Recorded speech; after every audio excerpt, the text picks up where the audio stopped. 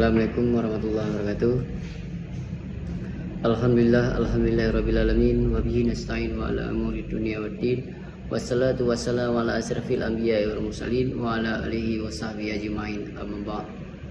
Pertama-tama, selangkah langkah yang utama, tiada kata yang paling indah, tiada ucapan yang paling mulia selain kata Alhamdulillah. Segala puji dan syukur bagi Allah Subhanahu wa taala.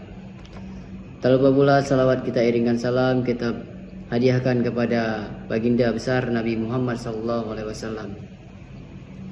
Yang saya hormati di sini yaitu dosen pengampu mata kuliah Seminar Ekonomi dan Keuangan Syariah, yaitu Ibu Khairatul Ihsan, SPDI, SE, MSc. Tidak saya perpanjangkan lagi mukadimah saya Muhammad Khatami, Prodi Ekonomi Syariah, ingin mempresentasikan judul proposal skripsi saya yang berjudul Pandangan Mahasiswa Rantau Terhadap Literasi Keuangan dalam Mengelola Kebutuhan Harian.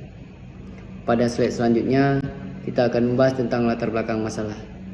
Nah, banyak mahasiswa rantau yang menghadapi tantangan-tantangan finansial yang berbeda di lingkungan asal mereka. Mahasiswa rantau ini bisa kita bagi ada beberapa kategori. Nah, baik itu mahasiswa yang baik itu dia seorang siswa yang tamatan dari pesantren, dia merantau ke tempat lain mengikuti atau mengampu menuntut ilmu di institut agama Islam ataupun institut universitas. Dia tidak tinggal lagi di tempat asalnya. Itu sudah disebut dengan mahasiswa rantau. Nah, baik itu anak SMA yang pergi menuntut ilmu di universitas, itu juga disebut mahasiswa rantau. Jadi mahasiswa rantau ini banyak kategori. Nah, kalau contohnya seperti anak pesantren, itu mungkin dia sebagai siswa dia sudah memiliki pengalaman dalam mengelola kebutuhan harian, karena dia sudah ada basic dan sudah disebut siswa rantau. Jadi dia meningkat lagi ke mahasiswa. Nah, dia menuntut ilmu yang lebih tinggi di universitas. Dia merantau lagi ke tempat yang jauh dari asal mereka, itu sudah disebut dengan mahasiswa rantau. Nah, jadi yang jadi pokok permasalahannya sekarang, mahasiswa rantau ini kebanyakan memiliki tantangan finansial karena kurangnya literasi atau pemahaman terhadap bagaimana cara mengelola uang yang memadai dapat mengganggu kemampuan mereka dalam mengelola keuangan.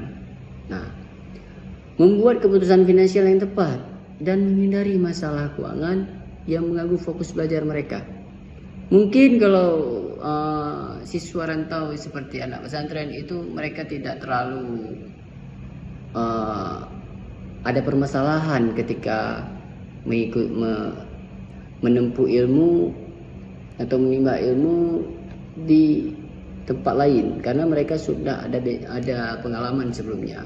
Karena anak pesantren itu kan rata-rata memang perantau. Nah, jadi dari latar belakang masalah ini yang mau saya angkat dan saya kaji jauh adalah bagaimana literasi keuangan yang dimiliki oleh mahasiswa rantau mempengaruhi bagaimana cara mereka mengelola keuangan.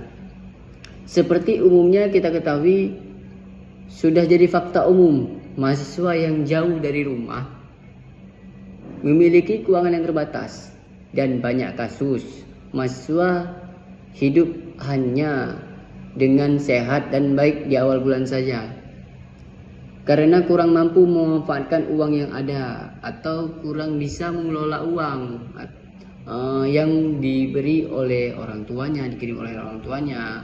Nah, mereka bisa hidup dengan berfoya-foya atau hidup dengan berkecukupan itu di awal bulan saja.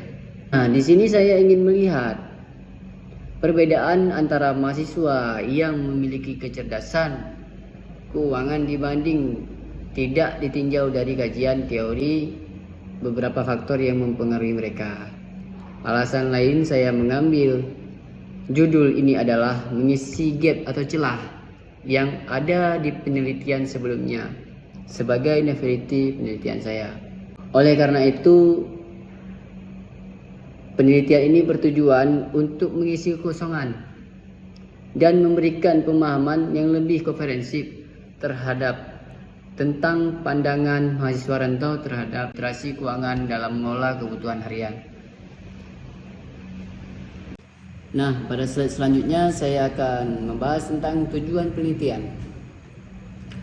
Yang pertama itu menggambarkan literasi keuangan mahasiswa rantau dalam mengelola kebutuhan harian, termaksud pengeluaran, anggaran, utang, piutang, dan perencanaan keuangan jangka pendek.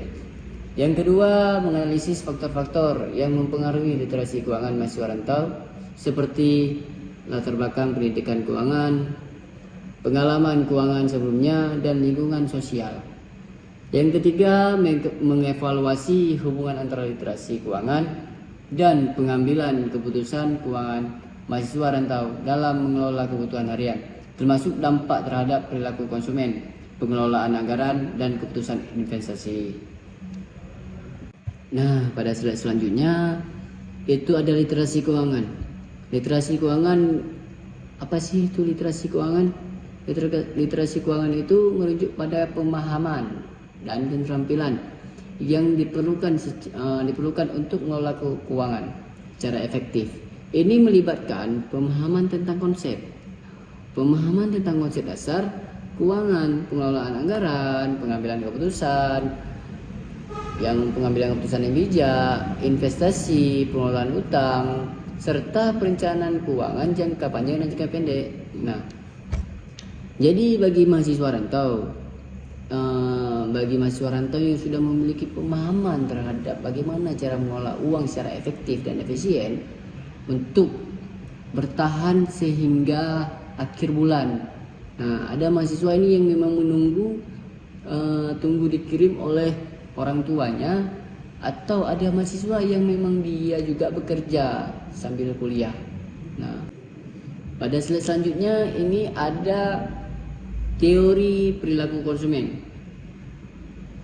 Teori perilaku konsumen adalah pendekatan dalam ilmu ekonomi dan sosial dalam mempelajari bagaimana individu yang membuat keputusan membeli, menggunakan, dan membuang barang dan jasa. Faktor-faktor ini dipelajari meliputi preferensi, persepsi, motivasi, sikap, pembentukan keputusan, dan respons terhadap perubahan harga. Nah, apa sih itu preferensi? Preferensi adalah pilihan mencakup merek dan kualitas. Persepsi, pandangan berdasarkan pengalaman. Motivasi, alasan membeli mengapa. Contoh karena preferensi dan persepsi. Sikap, kebiasaan dalam menghabiskan uang. Pembentuk keputusan dipengaruhi oleh faktor sebelumnya dan respon terhadap perubahan harga atau promosi. Pengaruh eksternal mempengaruhi keputusan mahasiswa rantau untuk mengeluarkan uang yang tidak perlu. Nah, jadi banyak mahasiswa rantau sekarang begitu mendapatkan uang, dia langsung menghabiskan di saat itu juga. Bahkan ada yang seminggu dikirim oleh orang tuanya itu sudah habis. Nah, karena mereka tergiur nih dengan iklan-iklan atau promosi di handphone atau sosial media, baik itu secara langsung maupun secara tidak langsung. Secara langsung mereka belanja ke toko-toko yang ada di dekat. Mereka begitu melihat promosi yang ada, mereka tergiur dan langsung membeli tanpa menghitung dan memperkirakan berapa uang yang mereka habiskan. Nah, pada slide selanjutnya, saya akan membahas tentang faktor-faktor yang mempengaruhi literasi keuangan mahasiswa rantau. Yaitu yang pertama itu adalah latar belakang pendidikan keuangan. Nah, jadi kalau kita itu ya contohnya mahasiswa FEBI yang di bagian ekonominya tentang bagian keuangan dan segala macam, itu mungkin kita ada mata kuliah yang memang kita pelajari tentang literasi keuangan. Nah, tetapi apakah di fakultas atau jurusan-jurusan lain itu mempelajari hal tersebut. Nah, kalau memang di fakultas lain atau jurusan lain tidak mempelajari hal tersebut, nah ini yang jadi pokok permasalahannya. Apakah mereka tahu cara bagaimana mengelola uang yang baik dan efektif? Nah, yang kedua itu ada pengalaman keuangan sebelumnya. Nah, contoh anak pesantren seperti saya bilang tadi, yang pastinya mereka lebih mudah dalam mengelola keuangan. Kenapa saya bilang lebih mudah? Karena mereka sudah ada pengalaman sebelumnya. Sebelumnya mereka itu sudah merantau dan tidak tinggal lagi dengan orang tua. Tidak beda dengan siswa biasa yang masuk ke universitas, pergi ke tempat lain yang jauh dari asal tempat tinggal mereka, merantau, menempuh ilmu sebagai mahasiswa di university. Nah, itu berbeda. Nah, mahasiswa yang memang betul-betul pure siswa yang tidak pernah memiliki pengalaman dalam mengelola uang, inilah yang menjadi pokok permasalahan yang akan saya kaji dalam proposal ini. Yang ketiga ada lingkungan sosial. Lingkungan sosial ini mempengaruhi bagaimana cara mereka mengelola uang. Kalau mereka bersosial dengan orang yang boros, dengan yang sering berfoya-foya, itu dapat mempengaruhi tentang pengelolaan uang harian mereka. Nah, yang keempat itu ada akses terhadap informasi keuangan. Nah, ilmu tentang keuangan apakah mudah diakses atau tidak?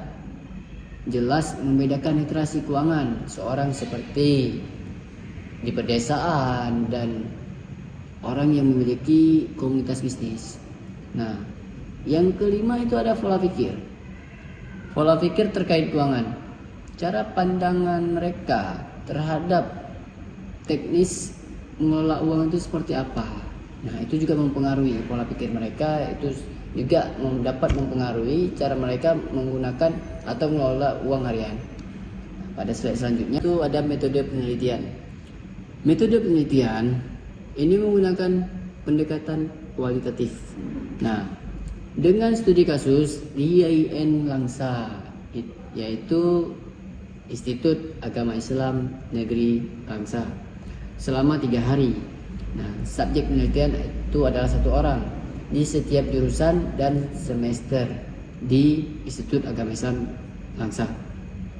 Data ini akan saya kumpulkan melalui wawancara mendalam dan observasi langsung untuk mendapatkan pemahaman yang mendalam tentang literasi keuangan mahasiswa rantau dalam mengelola kebutuhan harian. Pada slide selanjutnya, slide ini teknik pengumpulan data. Teknik pengumpulan data yaitu observasi, melihat secara langsung dan simultan bagaimana kehidupan responden dalam mengelola uang. Yang kedua yaitu ada wawancara, melakukan wawancara terbuka dengan responden untuk mendapatkan jawaban yang lebih natural. Yang ketiga itu ada dokumentasi. Dokumentasi hasil wawancara yang direkam secara dokumentasi dari observasi berupa catatan dan foto. Nah, pada slide selanjutnya saya akan membahas. Nah, pada slide ini teknik analisis data. Analisis berdasarkan Mills and Obersman. Reduksi.